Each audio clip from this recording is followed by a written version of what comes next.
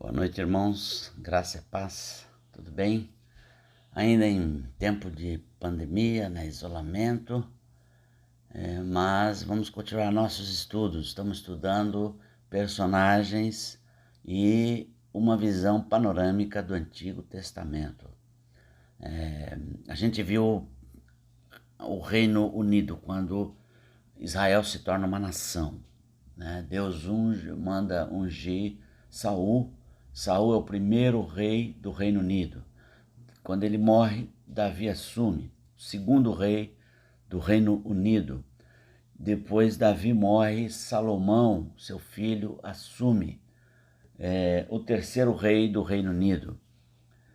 Com a morte de Salomão, Deus rasga o reino de Israel, divide em duas tribos, em dois reinos, melhor, né? 10 tribos vão com o reino do norte, sob o comando de Jeroboão, e 2 tribos ficam com Roboão, filho de Salomão. O reino do norte passa a se chamar, assumir o nome de Reino de Israel. E a tribo do sul, que está sob o comando da descendência de Davi, passa a se chamar Reino de Judá. E nós vimos já 2 reis que pertencem a esses 2 reinos. Vimos Acabe, que era do reino de Israel, né, do norte. A gente viu a história e vimos também Josias, que é rei de Judá, da descendência de Davi, um dos melhores reis do reino de Judá.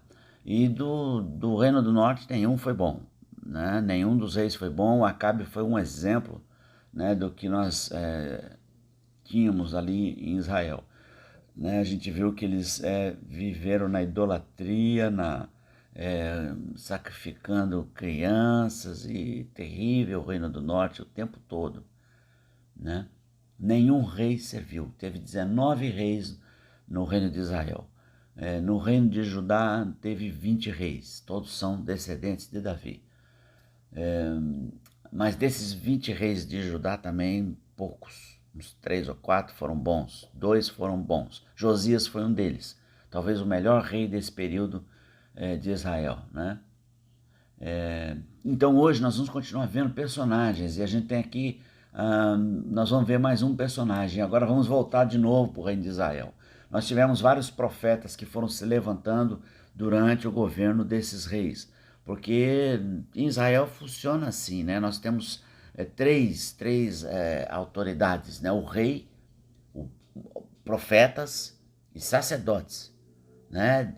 Nesse contexto de reino, sempre estiveram atuando rei, profetas e sacerdotes, e todos eles com poder sobre o povo, como autoridade sobre o povo, autoridades religiosas e autoridade instituída, né? Autoridade civil, que é o rei, né? E então alguns profetas se levantaram no reino de Israel. A gente viu, por exemplo, Elias, mas a gente viu que muitos foram mortos por Jezabel. Portanto, vários profetas se levantaram de menor importância, que atuavam no reino de Israel e também no reino de Judá, porque a graça de Deus se manifestou todo o tempo, chamando a atenção de que eles deveriam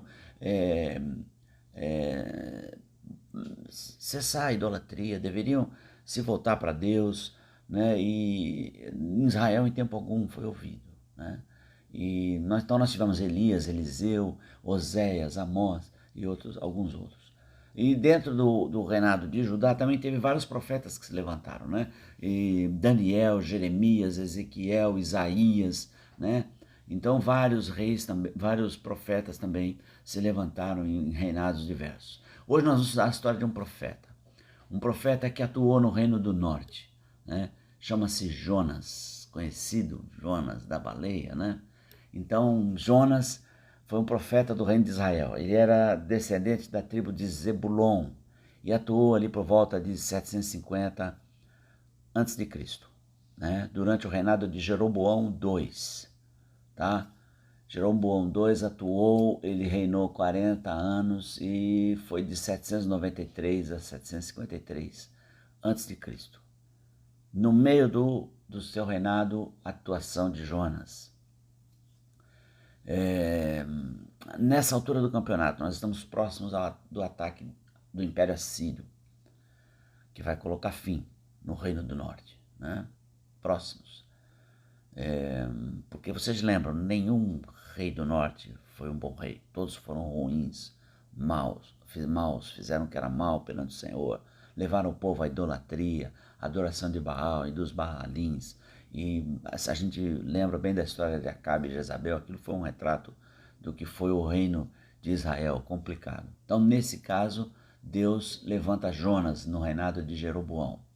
E vamos ler o primeiro capítulo de Jonas, né? O versículos de 1 a 3. Diz assim: Veio a palavra do Senhor a Jonas, filho de Amitai, dizendo: Dispõe-te, vai à grande cidade de Nínive e clama contra ela, porque a sua malícia subiu até mim. Jonas se dispôs, mas para fugir da presença do Senhor, para Tarsis. E tendo descido a Jope, achou um navio que ia para Tarsis. Pagou, pois, a sua passagem e embarcou nele, para ir com eles para Tarsis, para longe da presença do Senhor. Jonas era um profeta que atuou no reinado de Jeroboão II, né? Então a gente pode afirmar que, com certeza, ele atuou numa época dificílima, onde o reino de Israel se aproximava do momento em que ia ser riscado no mapa. E cada vez ia agravando mais os pecados de Israel. E a coisa ia ficando pior, ia ficando cada vez mais difícil, porque à medida que eles se afastavam de Deus, eles tinham invasões de outros povos, eles tinham dificuldades mil, né, por conta de não estarem nos caminhos de Deus, né, pelo mal que eles praticavam. Eu queria ler outro trecho também aqui, que vai se referir à atuação de Jonas. E está lá em 2 Reis 14, 23 a 28. Diz assim, 2 Reis 14, 23 a 28, diz assim: No 15º ano de Amazias, filho de Joás, rei de Judá, começou a reinar em Samaria Jeroboão, filho de Jeoás, rei de Israel. E reinou 41 anos. Fez o que era mal perante o Senhor. Jamais se apartou de nenhum dos pecados de Jeroboão, filho de Nebate, que fez pecar a Israel. Restabeleceu ele os limites de Israel, desde a entrada de Ramate até o mar da planície, segundo a palavra do Senhor, Deus de Israel, a qual falara por intermédio de seu servo Jonas, filho de Amitai, profeta, o qual era de Gat-Hefer. Porque viu o Senhor a aflição de Israel. Era muito amarga, que a aflição de Israel era muito amarga, porque não havia nem escravo, nem livre, nem quem socorresse Israel. Ainda não falara o Senhor em apagar o nome de Israel de debaixo do céu. Porém, os livrou por intermédio de Jeroboão, filho de Joás. Quantos mais atos de Jeroboão, tudo quanto fez, o seu poder, como pelejou e como reconquistou Damasco e Ramate, pertencentes a Judá para Israel, porventura não estão escritos no livro da história dos reis de Israel. Apesar de um mau rei, o Senhor socorreu Israel através do rei Jeroboão II. A sua graça, ele manifestou a sua graça pelo povo de Israel, restabelecendo suas antigas fronteiras. Essas fronteiras foram restabelecidas pela força militar. Jeroboão tomou de volta o território que era dele. Mas esse texto, ele fala que a iniquidade de Israel era tal que corria o risco de ser extinto, ser riscado do mapa, como nação. Isso vai ocorrer em 722 a.C. Nós estamos aí no reinado de 750, então uns 30 anos após esse evento com Jonas, Israel é tomado, é invadido pelo povo assírio, pelo exército assírio. Eles viviam em um tempo difícil, em que não haviam classes sociais. Elas se unificaram achataram numa completa condição de miséria.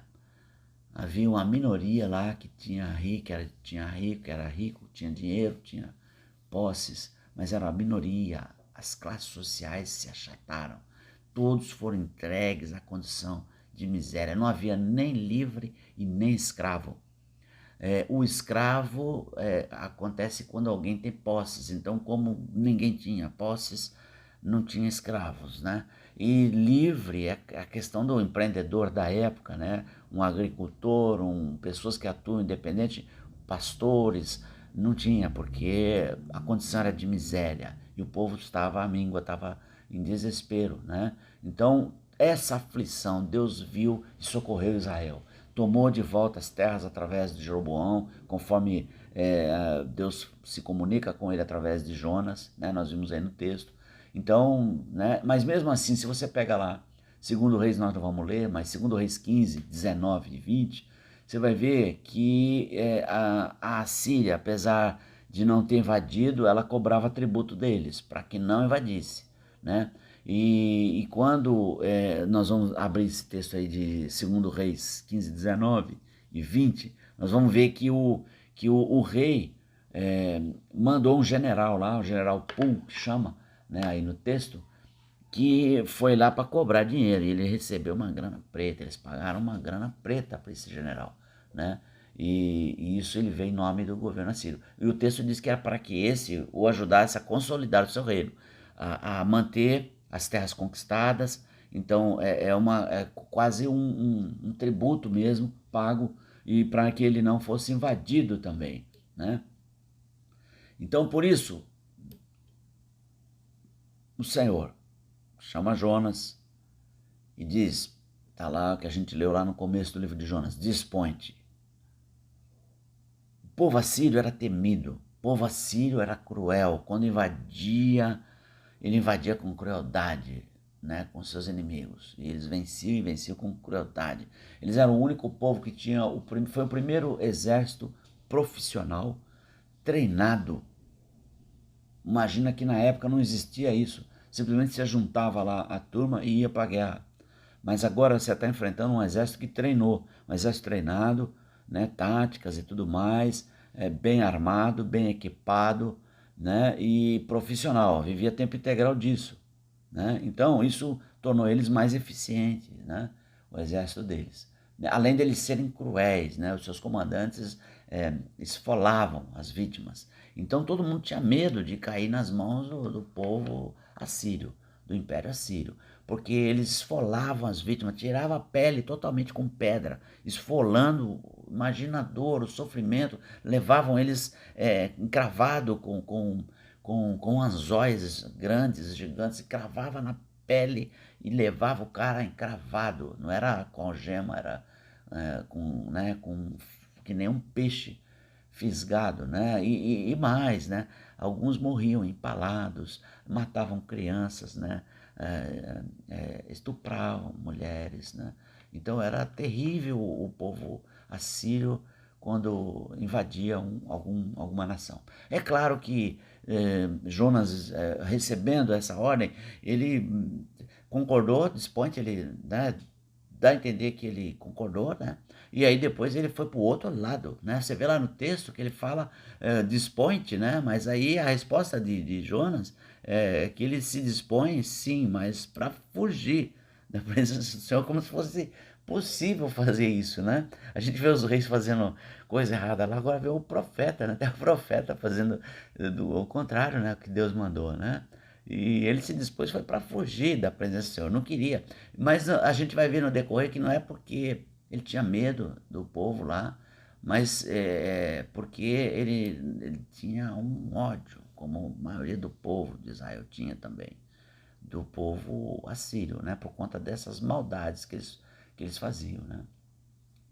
E aí ele diz que ele vai para Tarsis, né? Ele vai para o outro lado, para o outro lado, porque Tarsis é no sul da Espanha, né? Então ele diz que ele desce, vai para a região de Judá, né? Ele é de Zebulon, ele é da tribo de Zebulon, o Jonas. Portanto, ali próximo já do norte máximo de Israel, próximo ali do Mar da Galileia, região que Posteriormente vem a ser o Mar da Galileia, aquela região toda ali, central, é Zebulon. E dali ele desce e vai embora, vai para Jope, que é para lá de Jerusalém, além de Jerusalém, no sul. E lá tem um porto, né, que é um dos portos mais antigos, né, de águas profundas. Então, o navio não tem problema de encalhar, os navios grandes, encostava navios grandes ali também, né? E ele pega, compra passagem e vai para Tarsis. Eu vou para Tarsis, né? E entrou no navio e foi embora. E a gente conhece a história de o que vai acontecer no decorrer. Ele ia cruzar o mar Mediterrâneo na direção do Estreito de Gibraltar e provavelmente ia parar na Espanha, lá nessa cidade de Tarsis, né? Que se situava, né? Fugiu na cara dura, se situava ali no sul da Espanha. Fugiu na cara dura, ou, como se fosse possível, né? Não tem coisa pior, gente, do que um crente fugindo de fazer em desobediência a Deus, deixando de fazer as coisas que Deus nos ama. Então ele nos corrige e a correção de Deus ela vem firme, ela vem forte, né? Não tem nada pior do que filho de Deus não deixando de fazer a coisa certa, fazendo a coisa errada, porque Deus vai corrigir, ele ama a quem ele corrige, né? A gente não é bastardo, a gente tem um pai. Então, o nosso pai, ele nos corrige, né? Se nós conscientemente tomarmos aí caminhos errados, ele nos corrige. E assim, e foi assim com ele. Diz o texto lá em Jonas 1,4, mas o Senhor lançou sobre o mar um forte vento e fez-se no mar uma grande tempestade. E o navio estava a ponto de se despedaçar. Você tem noção o, a tempestade que foi, né?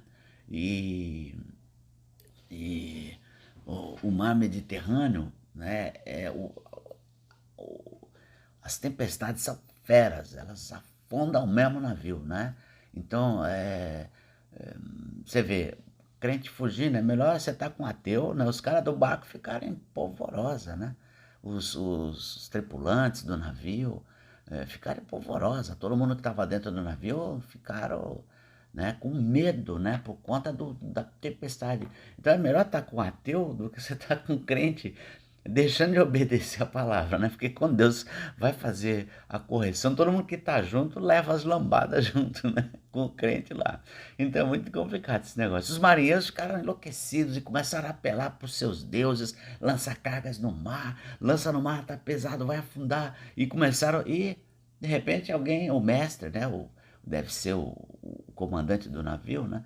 Percebeu que tinha um cara dormindo lá no porão, o cara roncava, né? Até o segundo texto no original, da ideia de que ele roncava lá dentro, né?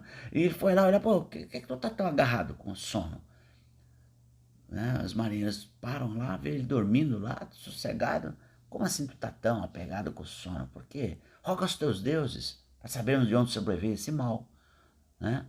Vamos lançar sortes. E lançaram sorte. Adivinha em quem caiu? Jonas, o sujeitinho, né? É, e aí já voltaram para ele. De que povo és tu? Eu sou hebreu. Eu temo o Deus do céu, que fez o mar e a terra. O que é que você fez, meu? Ele se entrega, né? O que você fez? É por isso que nós estamos nessa situação. E o mar, e ele falou: não, me joga no mar, que tá tudo certo, Deus vai acalmar. E eu que sou o problema. Eu estou fugindo de uma ordem que ele me deu.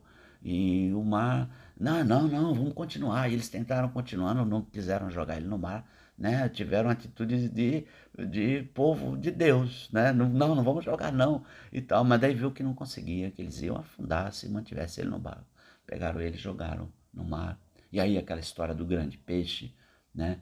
Que veio e o engoliu naquele contexto do mar em tempestade. Jonas é um profeta assim complicado, ele é um profeta assim depressivo, né? E vingativo, né? A forma, o caráter dele é bastante diferente, né, do que a gente está acostumado, né? Então ele quando estava na barriga do peixe não teve jeito, ele orou e foi orar, né? E fala para Deus nessa oração: olha, Senhor, o que eu votei, eu pagarei. Ou seja, quando Deus falou dispõe, ele falou: beleza, eu vou lá. Mas virou as costas, foi para o outro lado, né? Então ele dá a entender que ele concordou com Deus que ia para Nínive, né? E aí, não, o que eu votei, eu pagarei. Ao Senhor pertence a salvação. É a Deus que pertence. E aqui já dá uma dica do que ele estava pensando. Ele, na realidade, não estava com medo do povo assírio dentro de Nínive, né? Mas na frente ele vai revelar o que ele pensava, né? E Jonas, um sujeitinho intragável, que cara intragável, né? Nem o peixe aguentou ele, vomitou ele na terra, deu uma indigestão no peixe, né? Mas foi por ordem divina, né? A gente sabe, lendo o texto. Novamente veio a palavra do Senhor e falou: vai a Nínive e proclama o juízo contra ela. E aí ele tá legal, agora ele vai, né? Depois dessa, né? Ele vai. Aí diz o texto que Nínive era uma cidade grande e importante para Deus. Jonas 2:3. Nínive, aquela cidade violenta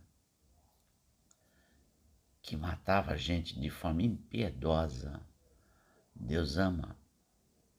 Deus ama todo ser humano. E todo ser humano ouve a sua mensagem de salvação, com condições de dizer sim e se arrepender dos seus pecados. O Senhor considerava uma cidade importante, Nínive, e ele manda falar, né? Porque Deus, o Senhor, não tem prazer na morte do ímpio, né? Precisamos atentar para isso, para a gente poder cumprir o nosso chamado da grande comissão, conforme a vontade de Deus, como graça, despenseiros de Deus, dando graça às pessoas para que elas possam receber Jesus, para que elas possam se converter e se arrepender dos seus pecados. Aí vem a pregação de Jonas no capítulo 3, são só 4 capítulos, né? Depois dele ter sido vomitado pelo peixe, né?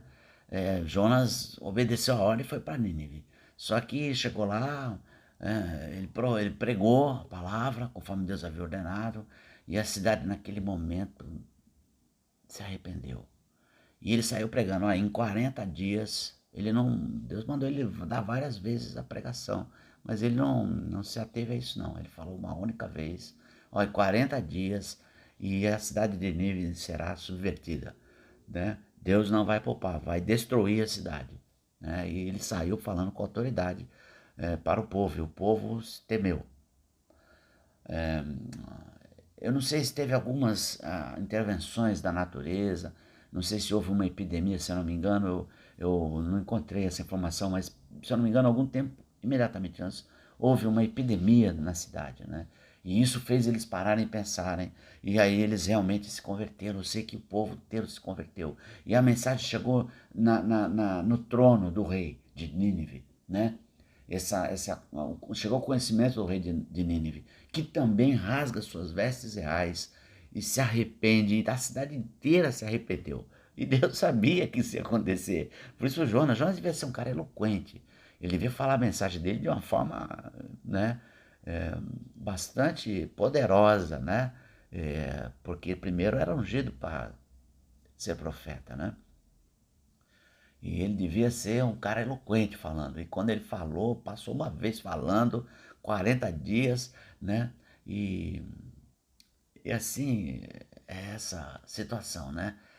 O que a gente vê no capítulo 4, bom, o que a gente vê ainda no capítulo 3 é que ele ficou indignado, né? Ele vai e fala com Deus: olha, eu sabia que tu queria perdoar o povo, mas não é possível, um povo com tamanha maldade, né? Quer dizer, o Jonas quer entender, por isso que ele fala: a salvação pertence ao Senhor, não sou eu que salvo ou deixo de salvar. Então Deus é quem coordena isso, é isso que ele está dizendo, né? E aí deixou Jonas profundamente o fato de Deus perdoar a iniquidade de Nínive, né?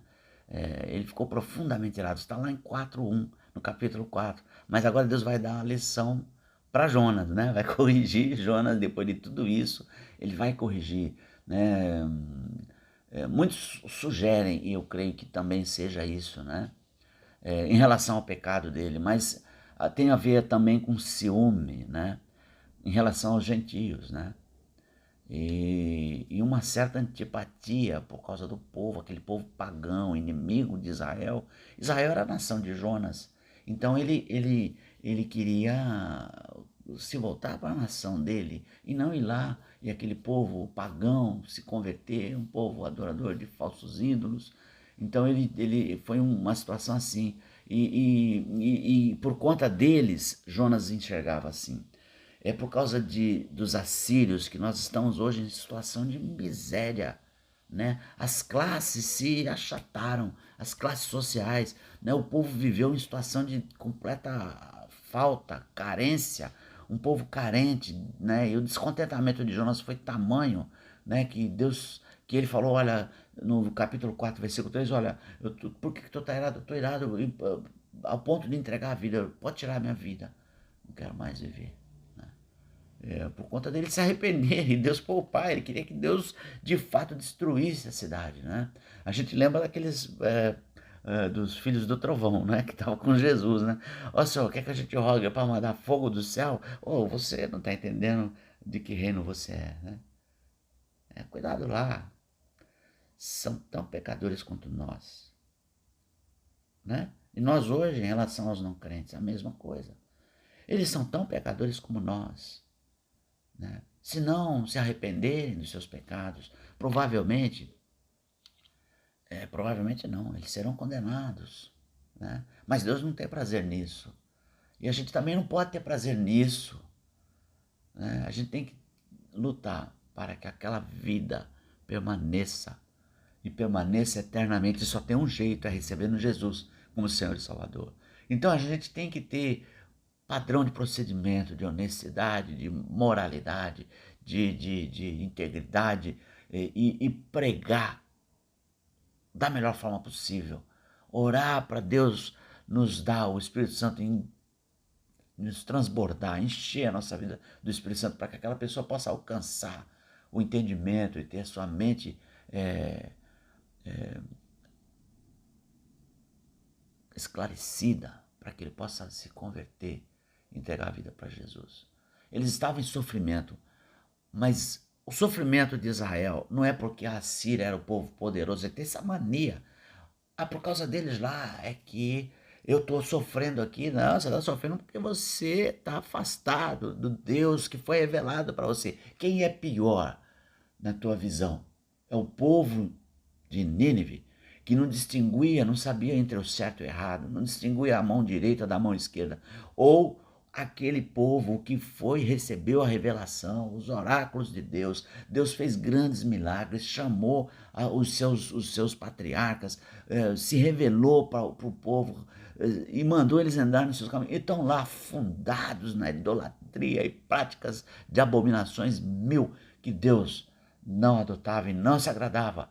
Quem é que está pior diante de Deus? Aquele povo de Israel, que Deus está falando para ele, é o seguinte, eles lá estão assim por causa das ações deles.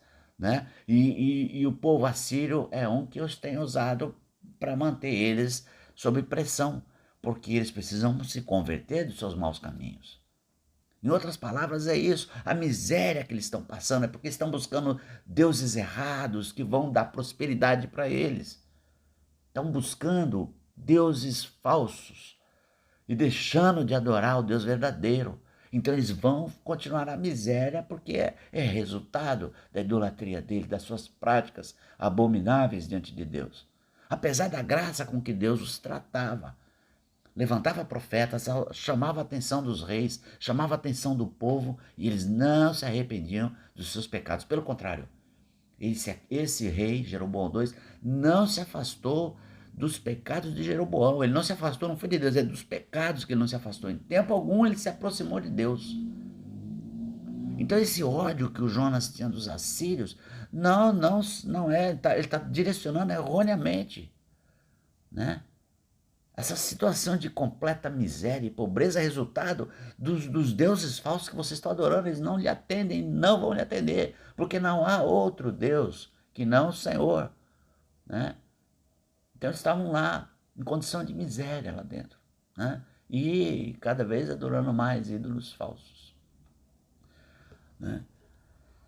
E havia lá aqueles reis lá, tinha lá uma elite lá que eram próximos dos reis que tinham dinheiro, mas eles tinham que pagar tributos pesados para os assírios não invadirem, né? Em Jonas 4,4, ele vai falar, né, que Deus vai dar lição. É razoável essa tua ira?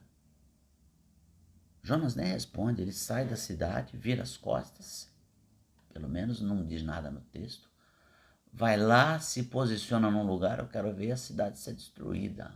Agora eu já preguei.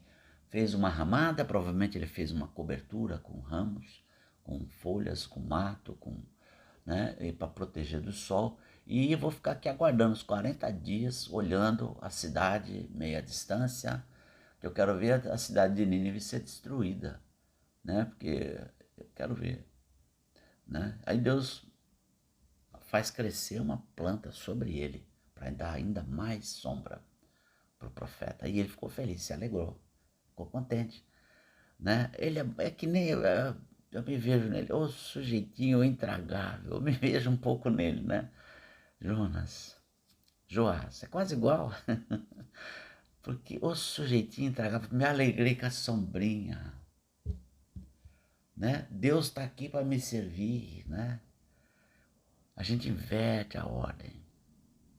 Nós é que estamos aqui para servir o Senhor. Né? Então Deus pega e manda uma lagarta lá, um verme, né? Diz o texto, para destruir aquela plantinha. Ele deu a plantinha, depois ele tirou. E quando ele tirou, o sol bateu, o sol forte de uma cidade, de uma região desértica. Ele fez a planta crescer, depois ele fez ela murchar. E aí o Jonas já começou a ficar irritado de novo, né? Pediu para morrer, melhor que eu morra, né? Bem assim, né? E Deus novamente pergunta, que ele perguntou lá, ele não respondeu. É razoável essa tua ira por causa da planta? Essa tua ira é razoável por causa da planta? Quantas vezes nós procedemos como Jonas? Queremos que Deus seja inimigo dos meus inimigos. Eu crio inimigos e quero que Deus os destrua. Lançamos imprecações, maldições, profetadas. Deus vai pesar a mão sobre você. Às vezes é outro crente, é outro irmão. Mas eu fiquei com raiva, então Deus vai pesar a mão sobre você. Meu irmão, você não sabe. Vamos responder que nem Jesus. A que Deus você serve? Esses não são os pensamentos de Deus, são os nossos. Jonas preferia a morte do que conciliar a sua vontade com a vontade benevolente e graciosa de Deus. Quando a planta me serve, me alegra, mas quando ela murcha, eu já fico irado, né? A cidade de Nínive era a opressora do meu povo. Então não merece o perdão de Deus, porque eu tenho um ego do tamanho de um bonde. Negue-se a si mesmo e siga-me. Nós somos assim, é assim que nós somos. É 2 pesos, 2 medidas. Se me beneficia, beleza. Se me prejudica, Deus vai por mim. E nem sempre aquele prejuízo muitas vezes está vindo como resultado de uma ação minha errada. Deus está deixando de me abençoar para que eu me arrependa do que eu estou fazendo. E não tem mão pesada, não. Ele pesa a mão em quem ele quer. Não porque eu vou pedir para pesar a mão. Entende isso? Então, Jonas não tinha compaixão. É justa essa tua ira? Quer dizer que você não tem compaixão com 120 mil crianças que não sabe distinguir a mão direita da mão esquerda. A população era bem maior que isso. A população dos assírios, de Nínive, a cidade de Nínive tinha cerca de 600 mil pessoas nessa época. 120 mil que não sabia distinguir direita de esquerda eram crianças. Então, você não tem, mas você quer que eu destrua tudo, né? Mas você tem compaixão da plantinha, porque ela está te servindo.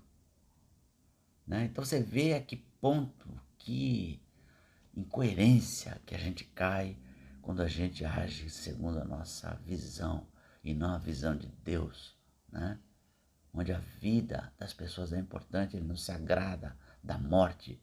Nem do ímpio ele se agrada da morte, entende? E os piores que tem, ele não se agrada da morte. E a gente também não deve se agradar com a morte de pessoas, entende isso? Isso é muito importante a gente entender, porque isso é um princípio divino, não é um princípio meu. Talvez eu me agradasse da morte de alguns, eu não sei. Deus conhece o meu coração e o seu. A questão da historicidade de Jonas, esse livro é um livro questionado, né? Porque um grande peixe, né, que engoliu, ficou um homem dentro do ventre do peixe 3 dias e 3 noites. Então tudo isso é posto em xeque. Alguns imaginam que isso não é possível, né? Nenhuma espécie de peixe pode engolir um homem, né? Nenhuma baleia consegue engolir um homem, né? Então tudo isso tem validade para os nossos dias. Mas isso aconteceu 750 a.C., né? A gente sabe que várias espécies de peixes, isso a gente tem fósseis, né? De várias espécies de peixes que podiam sim engolir um ser humano. Peixes, não baleias, né? Que poderiam sim engolir um homem. Então a gente sabe que tinha, já teve nos mares, né? E os judeus se defendem. Eles falam o seguinte: se não fosse verdadeiro, esse livro não estaria no cânon do Antigo Testamento, porque eles eram extremamente criteriosos. Os judeus sempre foram extremamente criteriosos. Existiam muitas literaturas, muitas que não entraram no cânon do Antigo Testamento, né? Então a gente tem que levar isso em conta, né? Os teólogos normalmente, tradicionalmente, interpretam Jonas como um tipo de Jesus, né? Jonas, sendo engolido pelo peixe gigante, era considerado o prenúncio da crucificação de Jesus. Ele é um tipo de Jesus que fica no ventre do peixe. E quando ele é posto para fora, a ressurreição de Jesus, 3 dias e 3 noites. Por quê que pensam assim? Porque está escrito lá em Mateus 12, 38 a 41. Está escrito no Novo Testamento. Jesus conta essa história. Para mim, a afirmação é verdadeira. Se Jesus confirmou, alguns podem ter dúvida aí, mas eu não tenho dúvida, ela é verdadeira. Porque o Deus que fez o grande peixe, fez as baleias e fez Jonas, ele pode sim ordenar que esse grande peixe engula o Jonas e fique com ele 3 dias e 3 noites na barriga. Ele sustenta isso aí, tem poder para isso e muito mais, muito mais. Então eu creio que esse livro de fato não é a história da carochinha, não, tá? E Jesus cita aí, é por isso mais ainda que eu creio, porque Jesus cita essa história como um sinal. Chegam lá em Mateus 12, 38 a 41, então alguns escribas e fariseus replicaram: mestre, escribas e fariseus, né? Replicaram: mestre, queremos ver da tua parte algum sinal. E Jesus responde: uma geração má e adúltera pede um sinal, mas nenhum sinal lhes será dado, senão o do profeta Jonas. Porque assim como esteve Jonas 3 dias e 3 noites no ventre do grande peixe, assim o Filho do Homem estará 3 dias e 3 noites no coração da terra. Ninivitas se levantarão no juízo contra esta geração e a condenarão. Presta atenção. Porque se arrependeram com a pregação de Jonas. Eis aqui quem está. Eis que aqui está quem é maior do que Jonas. E vocês não creem com a pregação. Então, isso responde para nós aquela história do Jonas lá. E aí, quer dizer que você está incomodado com os ninivitas que não sabem distinguir a mão direita da mão esquerda, com o povo que é mau? Qual é a maldade maior? É desse povo, é a do seu povo, que tem os oráculos nas suas mãos.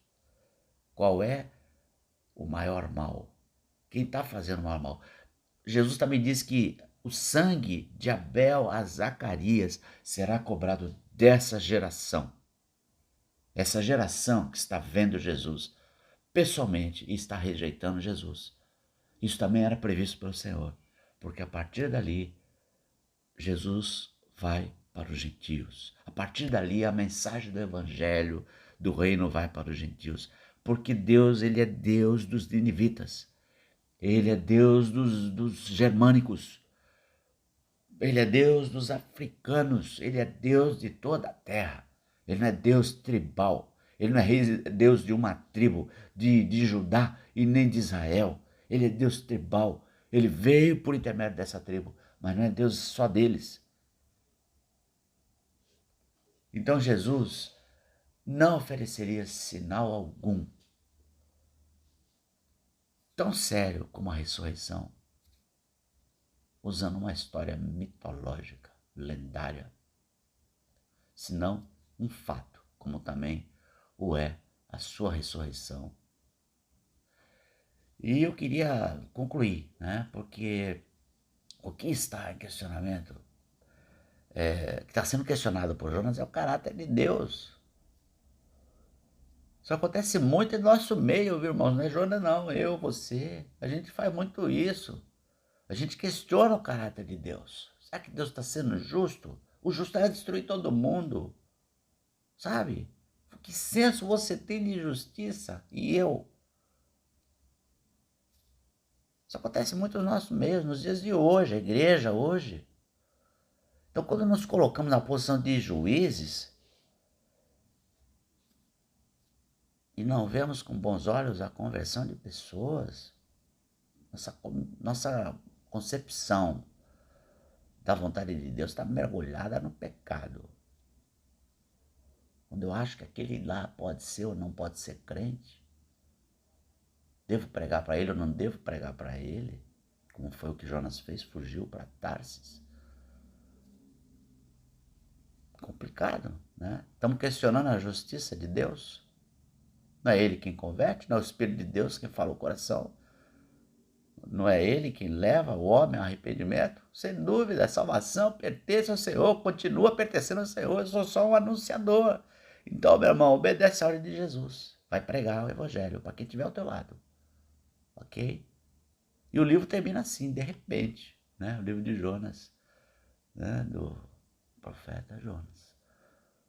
O Senhor dá um eloquente sermão em Jonas, com fatos, com situações. Nesse livro fica evidenciado o caráter misericordioso de Deus, que deseja que todos sejam salvos. Amém? No fim, contra a vontade, Jonas foi ser o primeiro missionário da história, que a gente tem conhecimento, que ele saiu do povo, foi numa outra cultura pregar a salvação, o arrependimento e a salvação, aos ninivitas. E eles se converteram, porque Deus falou, ninivitas vão se sentar para julgar vocês.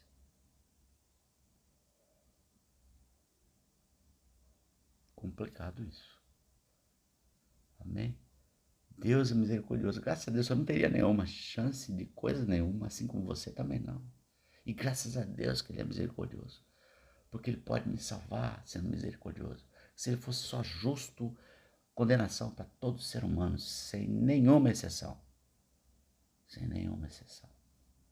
Então a misericórdia de Deus é que a gente tem que valorizar. A misericórdia é parte da graça. A graça é a bondade de Deus. A bondade de Deus, envolve graça e misericórdia. Graça é não dar, é favor ao homem, é dar favor ao homem. E misericórdia é não dar o que o homem merece. Essas duas coisas atuam juntas na salvação humana. Atuam junto na sua vida e na minha. Amém? Que Deus abençoe.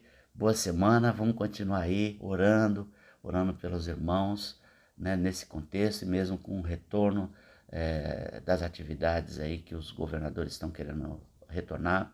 Vamos com todo cuidado retornar, mas com todo cuidado. Isso é o que eu penso, é a orientação que a gente pode dar, porque ainda não está ainda livre nós não temos remédio ainda, e não tem vacina, então a gente precisa ir com cuidado. Amém? Deus abençoe a todos, boa semana, tá bom? Deus abençoe.